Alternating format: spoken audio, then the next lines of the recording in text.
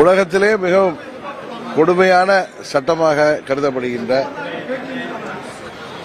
இந்த பிறப்பால் ஒருவரை குற்றவாளியாக தீர்மானித்து அவர்கள் தினமும் காவல் நிலையத்தில் கையெழுத்திடணும் என்கிற ஆங்கிலேயர் காலத்தில் உருவாக்கப்பட்ட அந்த கொடுங்கோல் சட்டத்தை எதிர்த்து போராடிய நமது மக்கள் ஜாலியன் வாலாபாக் போல 17 பேர் அன்றைக்கு ஆங்கிலேய காவல் படையால் சுட்டுக் கொல்லப்பட்டார்கள். மாயக்கால் என்கிற ஒரு பெண்மணி உட்பட அவர்களுக்கு இன்றைக்கு நினைவு தினமாக இங்கே பெருங்காமநல்லூரில் நான் 99 பாராளுமன்ற உறுப்பினராக தேர்ந்தெடுக்கப்பட்ட பிறகு அப்பொழுது பிரமல்லை கல்லர் பேரவை நடத்திய திரு ராஜபாண்டியன் அவர்களும் பெருங்காமநல்லூரைச் சேர்ந்த முன்னாள் அமைச்சர் எனது அருமை நண்பர் மறைந்த துரைராஜ் அவர்களும் என்னை இங்கே அழைத்து நான் அன்றைக்கு வர ஆரம்பித்தேன்.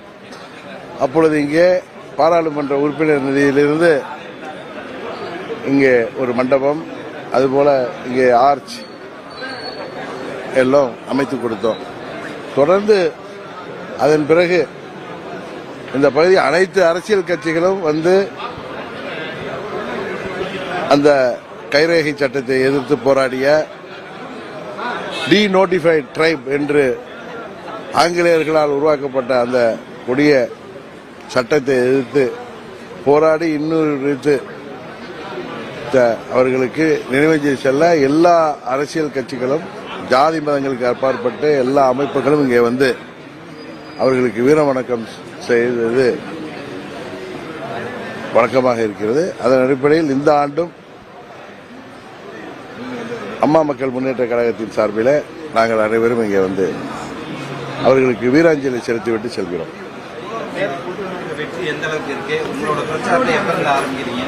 என்னுடைய பிரச்சாரம் 6ஆம் தேதி சென்னையில் ஆரம்பிக்கிறேன்.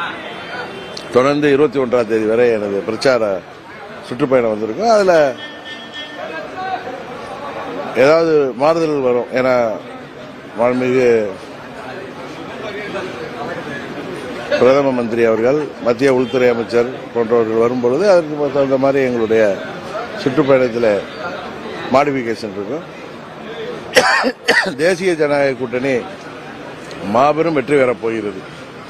அதனால்தான் முதலமைச்சர் போகிற இடங்கள் எல்லாம் அச்சத்தில் பயத்தில், தான் ஒரு முதலமைச்சராக இருந்தவர், 50 ஆண்டு காலம் அரசியலில் இருக்கிற, ஏற்கனவே பல அரசு மேயராக இருந்தவர், துணை முதல்வராக இருந்தவர், இன்றைக்கு 5 ஆண்டுகளாக முதலமைச்சராக இருக்கிறவர் சொல்றாரு, தேசிய ஜனநாயக கூட்டணியில குற்றவாளிகள் எல்லாம் அதுல பங்கு பெறாங்க. அவருக்கு பயத்தில் அப்படி பேசுறாரா, இல்ல மறந்து விட்டு பேசுறாரா?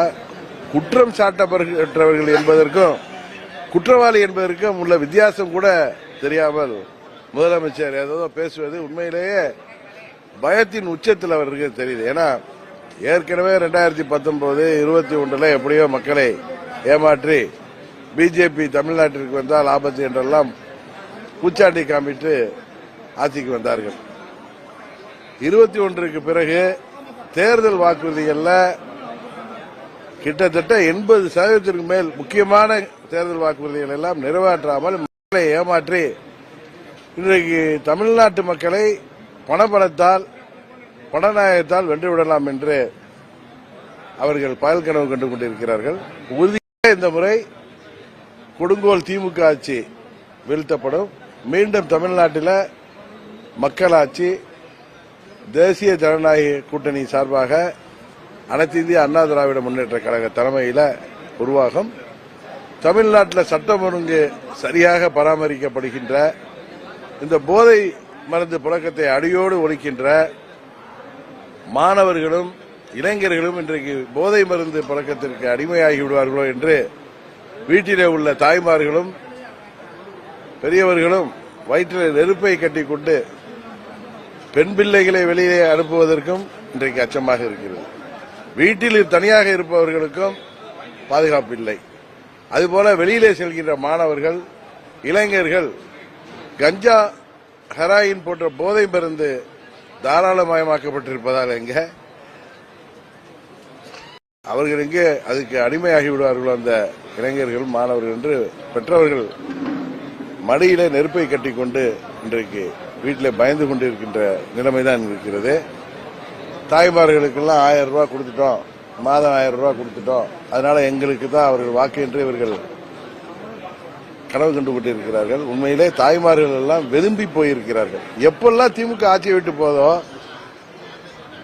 பெண்களும் ஆண்களும் மௌன புரட்சி செய்து தமிழ்நாடு முழுவதும் ஜாதி மதத்திற்கு அப்பாற்பட்டு அவர்களுக்கு எதிராக வாக்களிப்பார்கள். 2001 அதான் நடந்துச்சு, 2011 அதான் நடந்துச்சு. இன்றைக்கு மீண்டும் அதே சூழ்நிலை இருக்கிறது. காவல்துறை இன்றைக்கு ஒரு குடும்பத்தின் ஆட்சியில் இருக்கிற ஒரு குடும்பத்தின் ஏவல் துறையாக கட்டுப்பட்டு கிடக்கிறது. கனிம வள கொள்ளை, மணல் கொள்ளையை தடுத்து நிறுத்துகின்ற அதிகாரிகளாக இருந்தாலும் கொலை செய்யப்படுகிறார்கள். சமூக ஆர்வலர்களாக இருந்தாலும் கொலை செய்யப்படுகிறார்கள். இன்றைக்கு யாருடைய உயிருக்கும் இங்கே பாதுகாப்பு இல்லை. இன்னும் சொல்லப்போனால் விவசாயிகள் அவர்கள் கோரிக்கைகளை நிறைவேற்ற தராத இந்த ஆட்சி ஏமாற்றுவதால் அவர்கள் வெதும்பி போயிருக்கிறார்கள். இந்த ஆட்சிக்கு எதிராக போராட்டங்கள் நடத்துகிறார்கள். அரசு ஊழியர்கள், ஆசிரியர்கள், போக்குவரத்து தொழிலாளர்கள், மின்துறை ஊழியர்கள் என அனைத்து தரப்பு அரசு ஊழியர்களுமே இன்றைக்கு இந்த ஆட்சிக்கு எதிராக திரண்டு நிற்கிறார்கள்.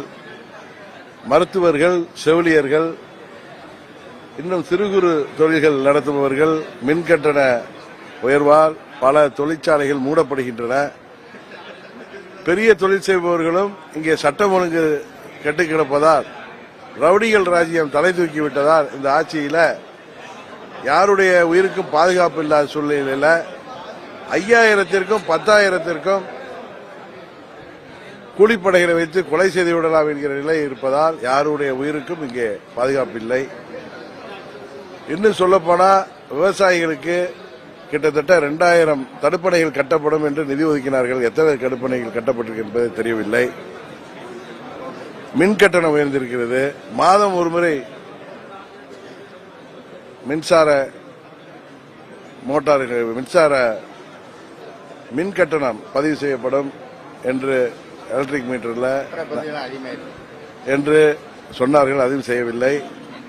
அவர் சொன்னது போல பத்திரம் பதிவு கட்டணம், முத்திரைத்தாள் கட்டணம் என்று எல்லாம் விண்ணை முட்டுகின்றனர் உயர்ந்திருக்கிறது.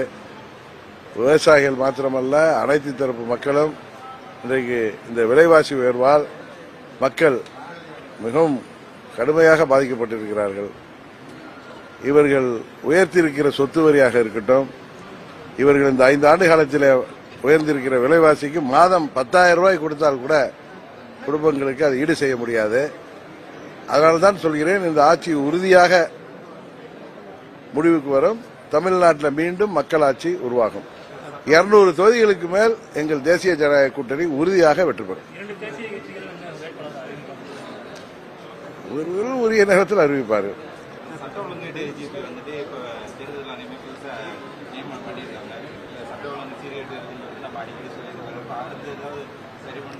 தேர்தல் நேரத்தில் வந்துதான் தேர்தல் ஆணையம் தான் இன்னைக்கு டிஜிபியை நியமிச்சிருக்காங்க. முன்னெல்லாம் பொறுப்பு டிஜிபியை தான் இந்த ஆட்சியாளர்கள் நியமித்திருந்தார்கள்.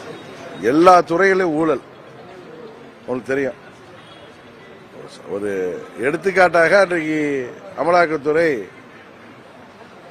அமைச்சராக இருக்கின்ற நேரு அவர்கள் துறையில பதவிக்கும், பதவி நியமனத்துக்கும், பதவி மாறுதலுக்கே கிட்டத்தட்ட 2500 கோடி ஊழல் நடந்திருப்பதை சொல்லியும் தமிழ்நாடு அரசாங்கம் நடவடிக்கை எடுக்கிறதுனால அதை உயர்நீதிமன்றமே அவர் மீது நடவடிக்கை எடுக்க சொல்லி, தக்க நடக்க சொல்லி ஆணை பிறப்பிக்கின்ற அளவுதான் இந்த ஆட்சி இருக்கு.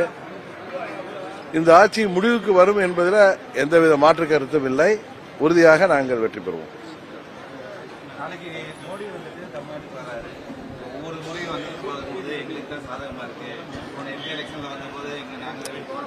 அதான் சொன்னேன், அவங்க போன எம்பி எலெக்ஷன் வரைக்கும் சிறுபான்மை மக்களை ஏமாற்றினார்கள். இன்றைக்கு ரம்ஜானே உலக நாடுகளில், இந்தியாவில் தான் இஸ்லாமிய சொந்தங்கள் ஓரளவு நிம்மதியாக கொண்டாட முடிந்தது. நீங்க பாகிஸ்தானா இருக்கட்டும், ஈவன் ஸ்ரீலங்காலேயும் நிதி நெருக்கடி, கடுமையான நிதி பற்றாக்குறை, அங்கும் கொண்டாட முடியவில்லை. பங்களாதேஷ் உங்களுக்கு தெரியும் எவ்வளவு சட்டம் ஒழுங்கு பிரச்சனை. ஈரான் நாடுகளில், ஈரான் போன்ற கல்ஃப் கண்ட்ரீஸில் இந்த போர்னால அங்கே இஸ்லாமிய சொந்தங்களாக இருக்கட்டும் மற்றும் வாழ்கின்ற அனைவருமே ரம்ஜான் நோன்பை சரியாக கொண்டாட முடியவில்லை. ஆனால் இங்கே மோடி அவர்கள் ஆட்சி இருப்பதால் தான் இந்தியாவில் மக்கள் பாதுகாப்பாக இருக்கிறார்கள். இங்கே இஸ்லாமிய சொந்தங்கள் நிம்மதியாக ரமலான் நோன்பு கொண்டாட முடிந்தது. அதை அவர்கள் எல்லாம் உணர்ந்து வருகிறார்கள்.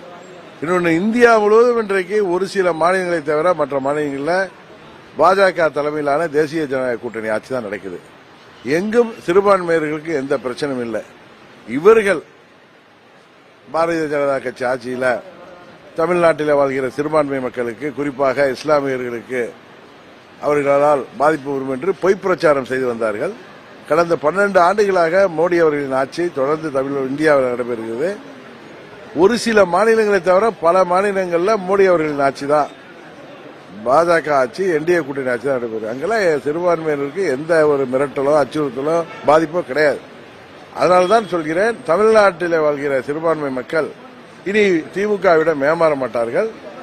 உறுதியாக மத்தியிலிருந்து எல்லா திட்டங்களையும் உரிமையோடு பெற்றுத் தருவதற்கு ஒரு நல்லிணக்கத்தோடு மத்திய மாநில அரசுகள் இருந்து தமிழ்நாட்டுக்கு தேவையான அனைத்து திட்டங்களையும், அனைத்து வளர்ச்சி திட்டங்களையும் நிறைவேற்றி தருவதற்கு இந்த முறை தமிழ்நாட்டு மக்கள் ஜாதி மதங்களுக்கு அப்பாற்பட்டு தேசிய ஜனநாயக கூட்டணியை தேர்ந்தெடுத்து விட்டார்கள்.